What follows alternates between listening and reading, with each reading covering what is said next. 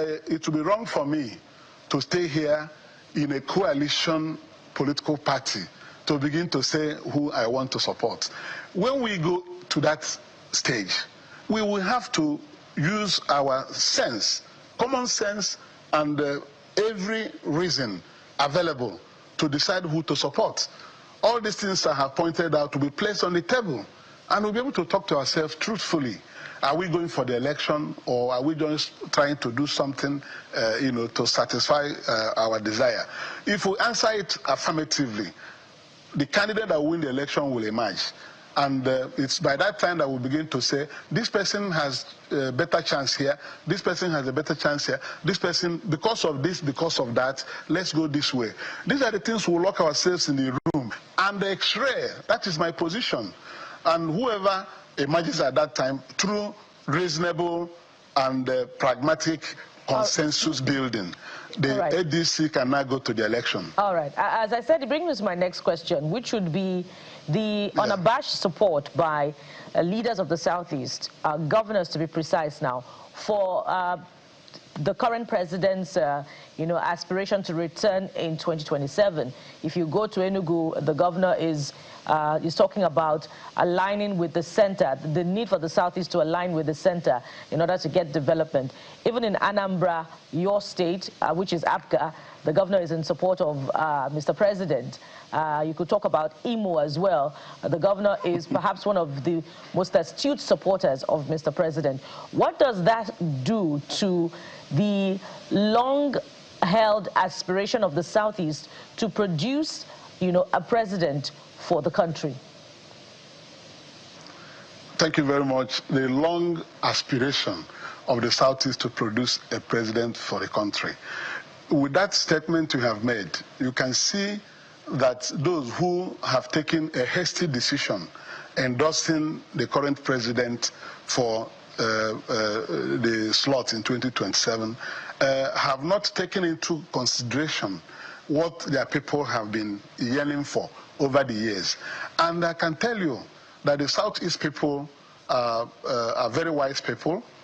This is not the first time people have gone a different, leaders have gone a different way. Then the masses and the voters will go a different way. It happened in 2023. If you remember, some sitting governors in 2023 lost their elections because of Mr. Tinubu being the presidential candidate of the Labour Party. At least in Enugu, the governor ran for senatorial election and lost. In Abia, the governor, then Ikpeazu, ran for senatorial election and lost. In Cross River, Ayede lost as an incumbent governor. He ran for senatorial election. So when people come together and say, we are deciding for the people, they are making mistake. And since that endorsement came, I've been reading the comments of a broad section of people from the Southeast. The people have been condemning their action as being hasty, because politics will be based on what you get. They ask questions, what have we got that will make you to come and tell us this is what you want us to do? Governors are 5 in number. Even all of them decide to endorse the current president, that will not guarantee victory for the current president, because the majority and the large majority of the Southeast people know what they want. And when you have a credible, free and fair election, all these people will lose deposits in their various polling booths and wards. They will struggle. So what we are saying is that people are entitled to support a candidate of their choice. Those in APC are entitled to support the candidate of their choice. Even in 2023, the governor of Ebonyi State, Engineer Dave Umeh, who is a very strong and current supporter of Mr. President, Minister for Works and Housing, in that election, he did everything to get Ebonyi people to vote for the APC.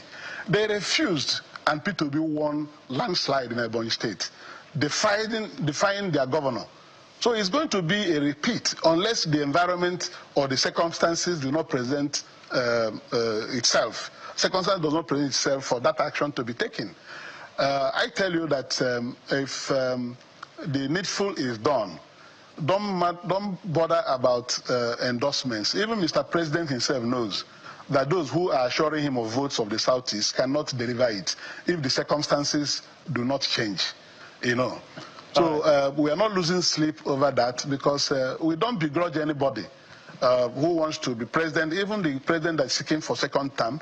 We're not begrudging him. But we have critical assessment to make about how the Southeast people have fared under his presidency. Yes, these are the questions, and you must provide answers to before you begin to think about the votes of the Southeast people. All right, Senator. We have so many issues that must be dealt with, yes.